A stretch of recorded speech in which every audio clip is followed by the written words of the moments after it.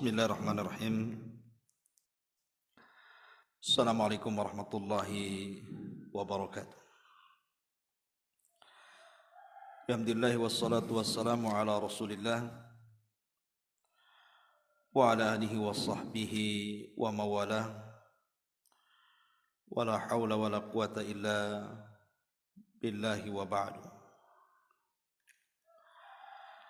Alhamdulillah di pagi hari ini kita kembali bisa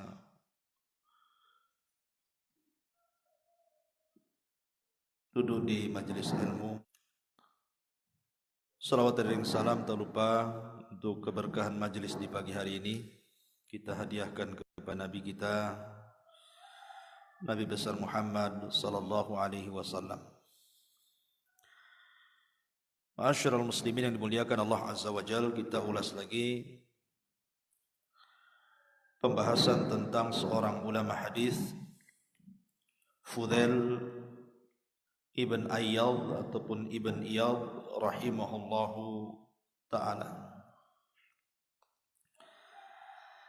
Kita tahu bahwa ada beberapa ulama yang memiliki keunggulan masing-masing.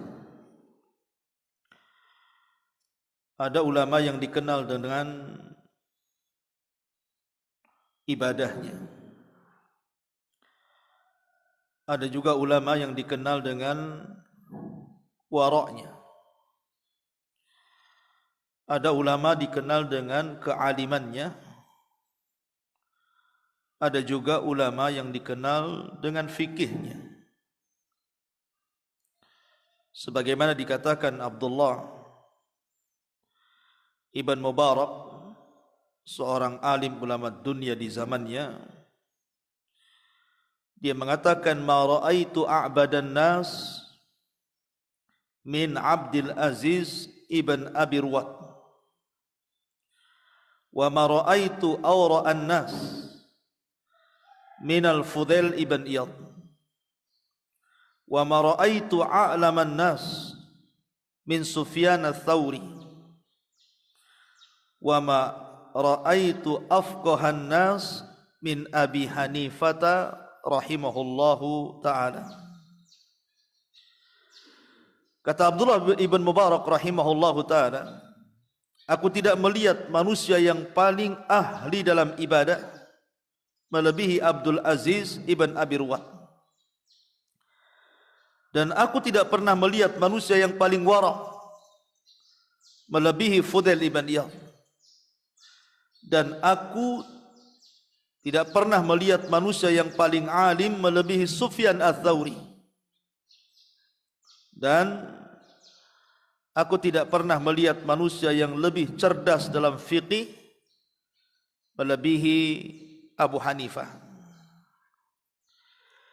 Maka dari pernyataan Abdullah ibn Mubarak ini, manusia memiliki kelebihan masing-masing. Fudail ibn Iyad ini memiliki kelebihan, adalah manusia yang paling warak di zamannya. Dan itu dikatakan langsung oleh seorang Khalifah Harun ar-Rasyid. Ingat, Khalifah Harun ar-Rasyid itu khalifah yang sangat mencintai majlisnya para ulama dan ubad. Lain dengan para pemimpin-pemimpin setelahnya, apalagi di zaman sekarang. Ya, cinta musik. Ya, kalau pemimpin di zaman sekarang kan begitu ya. Buat konser, beda ya.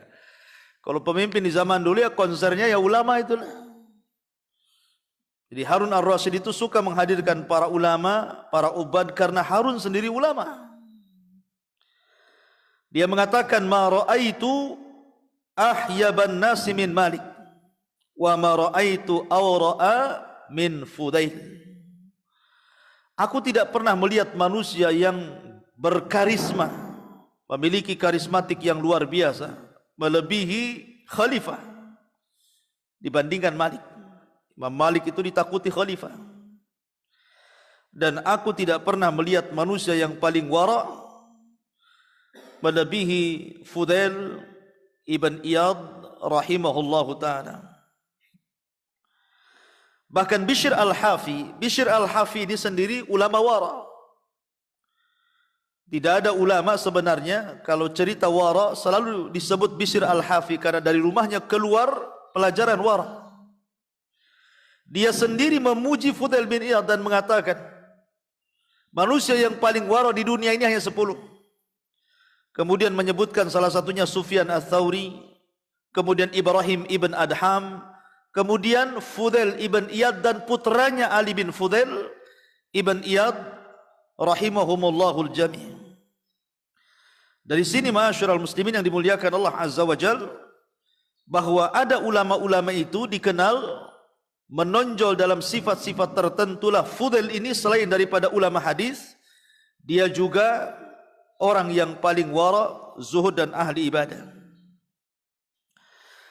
Saya katakan bahwa Fudail ibn Iyad ini salah satu daripada a'lam ahli sunnah wal jamaah fil qarni tsanil hijri. Ulama dunia dari kalangan ulama ahli sunnah wal jamaah yang pernah hidup di abad kedua hijriah. Subhanallah, karena dia tidak pernah lepas dari Masjidil Haram, bahkan punya tempat khusus beribadah di samping Ka'bah, sehingga manusia memberikan gelar kepada Fudail ibn Iyad ini sebagai Abid Haramaini, orang yang paling ahli ibadah di tanah haram. Dia lahir pada tahun 107 Hijriah dan wafat pada tahun 180 Hijriah. Adapun asal daripada Fudail ibn Iyad ini, Fudail bin Iyad ini dilahirkan di sebuah tempat namanya Uzbekistan. Sekali lagi, kalau sudah dikatakan Uzbekistan berarti pecahan Soviet. Dan itu bagian daripada Khurasan besar. Kalau Khurasan kecil Iran. Kalau pecahan-pecahan Soviet itu disebut Khurasan zaman dulu. Lah, di Uzbekistan itu ada satu daerah namanya Samarkand. Dari Samarkand inilah lahir Fudail ibn Iyad as-Samarkandi al-Khurasani. Adapun Fudail bin Iyad ini memang punya sejarah yang luar biasa, karena dia sekali lagi mantan perampok ya. Dan tidak semua perbuatan jahat itu jelek. Wa asa an takrahu syai'an wa huwa khairul lakum. Terkadang di balik keburukan yang kau benci itu ada kebaikan di situ. Karena kalau seandainya Fudail bin Iyad ini tidak menjadi perompak kala itu, mungkin kalau bukan takdir Allah kemudian usaha Fudail untuk bertobat, dia tidak akan jadi ulama. Tapi ketika kemudian hatinya dipenuhi dengan hidayah, ketika dia mendengar ayat yang dibacakan saat dia menjadi penjahat, dari situlah hidayah masuk, kemudian dia korbankan dirinya untuk menghabiskan hidupnya ibadah, talabul ilmi, untuk mengganti kegagalan masa mudanya. Itulah Fudail bin Iyad. Dikisahkan oleh Ibnu Asakir dengan sanadnya sampai kepada Fudail ibn Musa, dia mengatakan, Fudail itu dulu seorang mujrim, orang jahat. Yaqta'u tariq, selalu menjadi perompak jalanan. Jadi orang-orang yang haji itu, mereka tidak berani berjalan di malam hari karena takut dengan Fudail. Subhanallah. Manusia satu ini ditakuti manusia juga. Jadi kalau ada rombongan haji, takut sama satu orang namanya Fudail bin Iyad itu. Mungkin dia ketua gengnya kali ya. Jadi suatu ketika kemudian Fudail bin Iyad ini, kemudian dia hendak mencuri di salah satu rumah daripada rumah-rumah mewah. Rumah itu ada seorang wanita yang sedang sholat malam. Ketika kemudian Fudail naik di atap, tiba-tiba wanita itu membacakan ayat suratul Hadid ayat 16. Alam ya'ni lilladzina amanu an tahsha'a qulubuhum li dzikrillah wa ma nazala minal haq wala takunu kalladzina utul kitaba min qabli fatala alaihimul amad faqasat qulubuhum wa katsirun minhum fasiqun. Tidakkah sampai kepada orang-orang yang beriman itu untuk tunduk hati-hati mereka kembali mengingat Allah, atau tunduk hati-hati mereka terhadap apa yang diturunkan dari kebenaran dari Allah. Janganlah kalian seperti orang-orang yang diberikan kitab sebelumnya, kemudian masa pun berlalu kepada mereka, mengeraslah hati mereka, akhirnya kebanyakan mereka menjadi fasik. Ketika mendengar surah Al-Hadid ini, subhanallah, kalau Allah subhanahu wa ta'ala sudah memberikan hidayahnya, maka Allah lapangkan dadanya. Ya. Lah ketika itulah Fudail bin Iyad baru sadar kalau selama ini apa yang ia lakukan salah. Akhirnya dia hampir terjungkal dari atap itu, kemudian dia turun, kemudian dia pun pulang. Di tengah jalan dia lewat di sebuah rumah yang hampir roboh. Rumah itu rumah rusak. Ya. Sudah tidak ada atapnya, sudah rusak rumah itu. Rupanya di dalam rumah itu ada kafilah, beberapa rombongan orang yang hendak haji. Fudail penasaran. Maka didekatilah rumah itu, tiba-tiba ada perbincangan di dalam rumah itu. Di mana mereka mengatakan, salah seorang di antara mereka mengatakan, janganlah kalian berangkat di malam ini, karena kita akan dirompak oleh Fudail ibn Iyad. Lebih baik kita menunggu sampai waktu pagi. Dan kata-kata itu masuk di telinga Fudail. Sehingga akhirnya Fudail mengatakan dalam hatinya, wallahi ana as'a bil laili fil ma'asi wa qaumun minal muslimina hahuna yakhafuni ma arallah saqani ilaihim. Allahumma inni qad tubtu ilaik wa ja'altu taubati mujawiratal baitil haram. Maka dia mengatakan, demi Allah selama ini setiap malam aku bermaksiat kepadamu ya Rabb, sementara kaum muslimin di sini mereka takut kepadaku. Sungguh ya Allah, aku bertobat kepadamu dan akan kujadikan tobatku bertetangga dengan Masjidil Haram. Ini nadarnya dia. Aku ingin bertetangga dengan Masjidil Haram. Dari situlah maka seluruh harta Fudail akhirnya dijual dari Khurasan, dari Samarkand. Dia pun kemudian melakukan safar menuju tanah Mekah. Di tanah Mekah inilah maka dia berjumpa dengan wanita pilihannya, wanita yang salehah. Dari keluarga itu keluar cahaya zuhud dan wara. Menikahlah kemudian Fudail dengan wanita itu, dan dia habiskan waktunya untuk beribadah di haram dan belajar kepada para ulama yang datang dari mana-mana ke haram, karena musim haji itu musim para ulama. Jadi dari mana-mana ulama datang, dan itu kesempatan yang kemudian diambil oleh Fudail untuk belajar. Maka dia pun kemudian belajar kepada para ulama yang datang dari mana-mana ke haram dan juga ke Madinah. Maka dia akhirnya lambat laun Allah bukakan kecerdasan, akhirnya bukan hanya menjadi ahli ibadah tetapi juga menjadi ahli hadis. Dan itu dikatakan oleh Imam Zahabi rahimahullahu taala ketika menukilkan perkataan Abdullah ibn Mubarak bahwa aku tidak pernah melihat orang yang bisa menggabungkan antara zuhud dan wara melebihi Fudail bin Iyad. Dia bisa menggabungkan dua perkara itu. Ma'asyiral muslimin yang dimuliakan Allah Subhanahu wa taala, sudah saya singgung bahwa Fudail bin Iyad ini karena menjadi alim ulama besar maka dicintai para ulama yang lainnya. Lah yang paling mencintai Fudail itu siapa? Abdullah ibn Mubarak. Jadi Abdullah ibn Mubarak itu menjadikan Fudail itu sebagai gurunya, guru dalam bab zuhud dan wara. Lah sementara Abdullah ibn Mubarak ini orang kaya. Lah di zaman itu ada dua ulama kaya raya, plus dia juga orang kaya, plus juga ulama. Salah satunya Lais ibn Sa'ad yang ada di Mesir, dan Abdullah ibn Mubarak yang ada di Khurasan. Lah adapun yang ada di Mesir, Lais ibn Sa'ad ini luar biasa, ikhwan, nanti saya akan ceritakan. Dia mengalahkan pamornya khalifah yang ada di sana, Abu Ja'far Al-Mansur. Jadi sebenarnya gubernur di Mesir itu selalu memberikan bantuan kepada fuqara wal masakin. Tetapi Lais ibn Sa'ad ini jauh lebih banyak bantuannya kepada fuqara wal masakin, sehingga kedudukan dia di Mesir jauh lebih tinggi dibandingkan gubernurnya. Itu Lais bin Sa'ad itu. Lah, walaupun demikian dia tidak lupa dengan para ulama. Dialah yang senantiasa mengirim uang kepada Imam Malik untuk memberikan nafkah. Padahal Imam Malik itu kaya, tapi diberikan nafkah. Kenapa? Karena menghormati para ulama.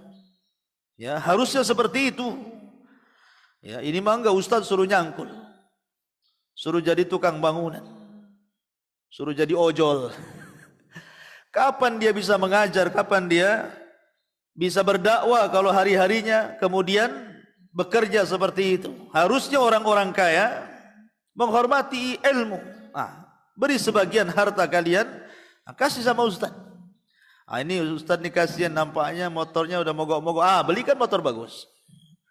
Nampaknya udah nggak layak lagi nih motor nih, musim hujan kehujanan. Belikan mobil, kan begitu ya. Karena Imam Malik rahimahullahu taala diberikan nafkah oleh siapa? Oleh Lais ibn Sa'ad. Lah sementara Fudail bin Iyad ini kehidupannya seumur dia masih hidup ditanggung oleh Abdullah ibn Mubarak. Bayangkan, Abdullah ibn Mubarak menanggung kehidupan Fudail bin Iyad, setiap bulan dikirim. Ya, begitulah. Makanya sering saya katakan, tidak ada yang bisa menghormati ulama kecuali ulama. Tidak ada yang paham dengan ustaz kecuali ustaz, gitu maksudnya. Kalau orang awam mana paham dengan ustaz? Yang ada dia lebih hebat dibandingkan ustaz. Ma'asyiral muslimin yang dimuliakan Allah Azza wa Jalla. Lah, Fudail bin Iyad, walaupun setiap bulan dia dikirim oleh Imam Malik, oleh Abdullah ibn Mubarak untuk ma'isyah kesehariannya, tetap saja hidupnya susah. Kenapa? Karena tidak semua uang yang dikirim oleh Abdullah ibn Mubarak itu dimakan dia dan keluarganya. Kalau seandainya dimakan dia dan keluarganya sudah cukup tuh. Tapi Fudail bin Iyad membagi uang itu menjadi 4. Ya, seperempatnya diberikan pada fuqara al-hayy, kepada fakir miskin yang ada di tempat dia. Yang kedua kepada tetangga-tetangganya. Yang ketiga kepada orang-orang yang datang ke Mekah kemudian tidak punya zat, tidak punya bekal, habis bekalnya di jalan. Kemudian baru seperempatnya digunakan untuk dia, anak dan keluarganya. Artinya bahwa walaupun dia disedekahi orang, tetap saja dibersedekah, gitu maksudnya. Luar biasa. Ya. Ma'asyiral muslimin yang dimuliakan Allah Azza wa Jalla. Fudail bin Iyad ini, tadi saya katakan perkataan Bishr al-Hafi. Bishr al-Hafi ini seorang ulama zuhud dan wara, ahli ibadah plus juga wara. Kenapa disebut Hafi? Hafi itu artinya tidak pakai sandal. Jadi Bishr al-Hafi itu Bishr yang nyeker kemana-mana, itu artinya. Al-Hafi itu kan nggak mau pakai sandal dia. Saking zuhudnya, semenjak dia tobat, dia lepas sandalnya. Nanti saya akan kisahkan. Bishr al-Hafi ini kurang lebih dengan Fudail. Tapi bedanya, kalau Bishr al-Hafi ini orang kaya, pedagang, poya-poya, maksiat macam-macam dia lakukan. Tiba-tiba kemudian dia diingatkan orang soleh gitu, dia sedang bernyanyi dengan wanita-wanita biduan. Tiba-tiba datang seorang alim, seorang soleh menasihati. Nasihatnya masuk, dikejar orang alim ini sampai ke padang pasir ceritanya itu. Akhirnya diberikan nasihat, dari situ dia bertobat, kemudian dia bernada tidak pakai sandal. Maka selamanya dia nyeker, makanya disebut Bishr al-Hafi itu. Lah Bishr al-Hafi ini mengatakan di antara 10 ulama yang zuhud itu, yang wara itu, salah satunya Fudail bin Iyad dan anaknya. Ya. Jadi Fudail bin Iyad ini menularkan akhlaknya kepada anaknya Ali bin Fudail bin Iyad. Ya. Di antaranya kisah Ali bin Fudail bin Iyad ini salah satunya apa? Ketika beliau sedang sholat. Jadi beliau sedang sholat, tiba-tiba kemudian dalam sholatnya dia membaca Alhaakumut takatsur hatta zurtumul maqar, sampai kepada tsumma latus'alunna yauma idzin anin naim. Teringatlah azab neraka di pikirannya, tiba-tiba dia pingsan. Pingsannya ini bukan sejam 2 jam, siumannya itu baru hari berikutnya. Jadi malam berikutnya dia siuman, ditanya sama bapaknya Fudail bin Iyad, ada apa wahai Ali? Kenapa kau pingsan? Maka dia mengatakan, ya Abi, semalam saya solat malam, kemudian saya membaca Alhaakumut Takatsur, dibaca lagi pula ayat itu, pingsan lagi. Akhirnya hari ketiga dia pun siuman, ditanya lagi sama ayahnya. Tiba-tiba akhirnya dia mengatakan, aku membaca 2 malam berturut-turut Alhaakumut Takatsur, diulang-ulang-ulang, dia tidak tahan, akhirnya kepingsanannya menjadikan sebab kematiannya. Ketika dia sedang sholat, kemudian terjatuh pingsan, ketika sadar pingsan lagi, ketika sadar dan dia sedang mengulang-ulang Alhaakumut Takatsur hatta zurtumul maqabir sampai selesai ayat, tiba-tiba malakul maut datang dan mencabut rohnya Ali ibn Fudail ibn Iyad, putra daripada Fudail ibn Iyad rahimahullahu ta'ala, meninggal dalam posisi sholat.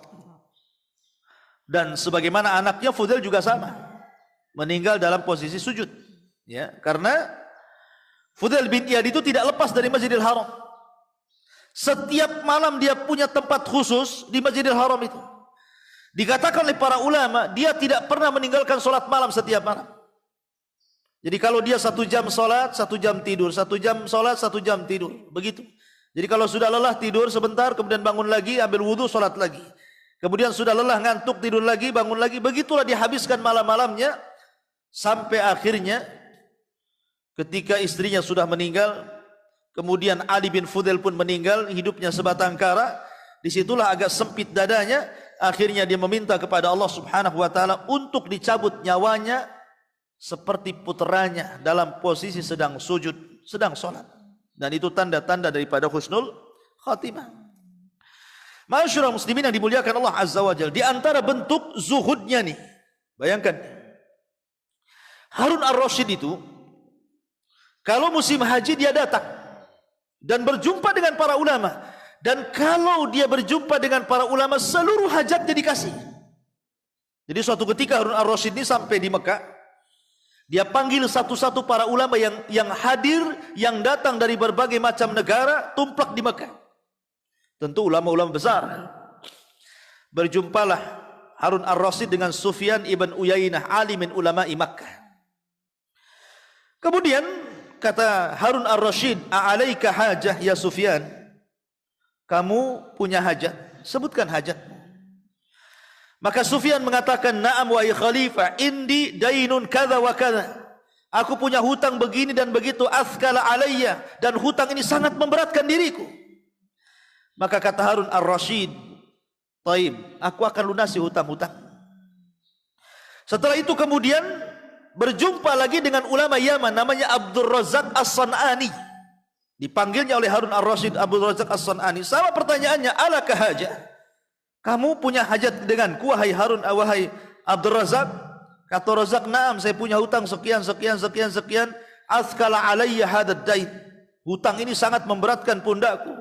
Kata Harun ar-Rasyid, "Ku bayari seluruh hutang-hutangmu." Kemudian berjumpa dengan ulama ini, ulama itu, dan mereka diberikan keinginan mereka kecuali Fudail bin Iyad. Ketika itu Fudail bin Iyad dipanggil oleh Harun ar-Rasyid. Aina al-Fudail? Mana Fudail? Ya. Kata orang mengatakan Fudail tidak hadir di sini.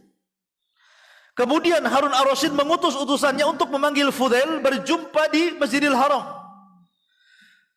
Sampailah utusan Harun ar-Rasyid ke rumah Fudail bin Iyad dan mengatakan, "Ya Imam, ya Fudail, Khalifah Amirul Mukminin memanggilmu." Apa katanya? "A'udzu billah." Aku berlindung kepada Allah, mali wali khalifah. Apa urusan saya dengan khalifah katanya? Apa urusan saya dengan khalifah? Mali wali khalifah katanya. Apa urusan saya dengan khalifah? Insari, pergi kamu sana. Ini pembantunya khalifah mengatakan, "Ya Imam Fudail, ittaqillah. Bertakwalah kau kepada Allah, fa inna 'alaika bai'atun lil khalifah." Kau ini punya baiat kepada khalifah. Kau harus datang. Kau sudah membaiat dia khalifah dirimu. Maka Fudail bin Iyad mengatakan, "Wallahi ma dhahab." Demi Allah aku tidak akan pergi. Kalau khalifah butuh datang ke sini. Akhirnya pergilah utusan ini dan mengatakan kepada Harun ar-Rasyid, Fudail tidak mau datang dan menemui khalifah. Kata Khalifah Harun ar-Rasyid, kalau gitu kita datang ke rumahnya. Maka berangkatlah Harun ar-Rasyid menemui khalifah, menemui Fudail, kasa'iluk mustaftiyan. Wahai Fudail, saya datang kemari ini sebenarnya ingin bertanya beberapa masalah. Saya ingin meminta fatwa kepadamu. Kata Fudail, apa yang harus saya fatwakan? Maka kemudian Harun ar-Rasyid mengatakan kepada Fudail, dzakirni billah. Berikan nasihat kepadaku, ingatkan aku dengan Allah. Maka Fudail bin Iyad mengatakan, ya sabihal wajh ma'as. Ya kan? Maka Fudail bin Iyad memuji khalifah, wahai pemilik wajah yang bercahaya, alangkah indahnya wajahmu. Ya sabihal wajhi ma'asana wajhu. Kemudian dia mengatakan, Allah pelihara wajah yang tambah lagi. Maka akhirnya kemudian Harun ar-Rasyid pun dinasihati sampai betul-betul menangis. Ya, sampai tangisannya kemudian tidak terhenti, sampai akhirnya pembantunya ini marah kepada Fudail. Kenapa kau bisa buat khalifah kami menangis? Tapi Amirul Mukminin mengatakan, biarkan dia bicara dengan. Setelah selesai, akhirnya kemudian khalifah pun mengambil satu kantong isinya emas. Kemudian dikatakan, ya Fudail, ambillah emas ini. Fudail marah dan mengatakan, ya khalifah, atadhunnu, apakah kau menyangka aiduka min ajlil mal? Apakah kau sangka bahwa aku memberikan nasihat kepadamu itu karena aku ingin hartamu? La, tidak. Ambil lagi hartamu. Lah, istrinya itu ketika mendengar Fudail ini mendapatkan uang banyak dari khalifah, itu dengar di samping ini. Kan beda wanita dengan laki-laki ya. Marah istrinya. Jadi ketika khalifah kemudian diserahkan lagi, suruh dibawa lagi, khalifah keluar. Kata pembantunya, ya khalifah, lebih baik kita taruh saja uang ini. Jangan dia malu. Akhirnya betul-betul ditaruh. Kemudian dia turun. Fudail tahu bahwa harta itu ada di situ, diambilnya, disusulnya khalifah ini, kemudian dikasihkan lagi. Jangan kira aku memberikan nasihat ini karena harta ini, ambil lagi. Di situ zaujatuhu, tiba-tiba istrinya teriak sambil menangis-nangis dan mengatakan, ya Fudail, ma sya'nuk, wahai Fudail, ada apa denganmu? Nahnu lam na'kul sab'ata ayyam, kami sudah tidak makan 7 hari, kau tolak emas itu, katanya. Kami sudah enggak makan 7 hari. Ya. Kau menolak harta itu, katanya. Kenapa kau tidak ambil? Masya'nuka ya Fudail. Marahi sama istrinya. Kata Fudail, uskuti. Diam kamu. Akhirnya nasihati istrinya sambil menangis tuh. Bayangkan 7 hari tidak makan. Makanya dikatakan oleh Abdullah ibn Mubarak, waroknya Fudail ini, walaupun tidak ada apapun di rumahnya, walaupun dia harus memakan abu daripada bekas bakaran kayu, maka dia makan. Dibandingkan dia makan dari hasil minta-minta yang syubhat, apalagi yang haram. Ditolaknya. Dari situlah Harun ar-Rasyid mengatakan, demi Allah, aku tidak pernah melihat orang yang paling wara dibandingkan Harun ar-Rasyid. Wah, beda kelas kita dengan Harun ar-Rasyid. Kalau di ya, kelas kita bukan kelas wara. Ini cerita ulama yang paling agung 14 abad yang silam. Kalau disebutkan ubad ahli ibadah, maka terekamlah otak kita dengan Fudail bin Iyad, manusia terubad, terwara setelah sahabat Nabi sallallahu alaihi wasallam. Luar biasa. Ya. Ma'asyiral muslimin yang dimuliakan Allah Subhanahu wa taala. Karena bagaimanapun ikhwatu fiddin, para ulama dahulu itu memperhatikan ulama yang lainnya. Ada yang kemudian senang dengan perhatian ulama yang lainnya. Ada yang kemudian memang tidak mau seperti Fudail. Seperti ceritanya Imam Malik, bawa satu karung kurma ajwa. dihadiahkan kepada siapa? Lais ibn Sa'ad ke Mesir, dikirim ke Mesir. Tiba-tiba Lais ibn Sa'ad merasa tersanjung dengan hadiah daripada Imam Malik dengan kiriman kurma, diisi kurma itu kemudian dituang, diganti tempatnya, diisi pula 1 emas sebanyak kurma yang dimasukkan ke dalam Malik. Enak tuh kayak gitu ya. Harusnya begitu. Ya, kalau kita dikasih tetangga pecel lele, ya kita kasih dia pecel terong. Ya ibaratnya jangan sampai kosong ya. Ini enggak, kadang-kadang dikasih tetangganya sama wadahnya enggak dibalikin. Disangkanya mungkin dengan wadah-wadahnya sekali, kan ada tuh.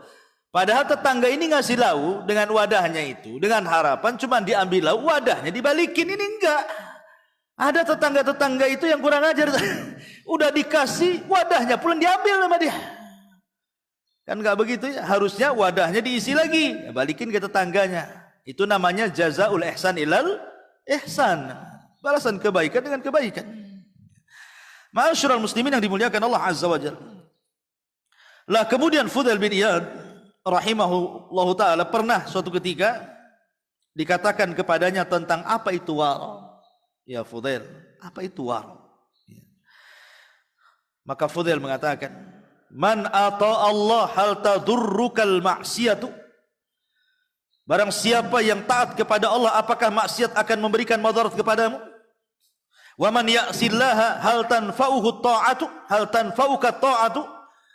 Barang siapa yang bermaksiat kepada Allah, apakah ketaatan itu akan bermanfaat bagimu? Haris ala ridallah, kata Fudail, arilah keridhaan Allah Subhanahu wa taala. Ha huwa dzak, maksudnya itulah wara. Ya. Karena kalau kita mencari keridhaan manusia, tidak akan kita dapati. Ya. Maka Fudail bin Iyad, sudah saya katakan tadi, meninggal karena meminta kepada Allah Subhanahu wa taala, ingin meninggal dalam posisi beribadah kepada Allah dan Allah kabulkan.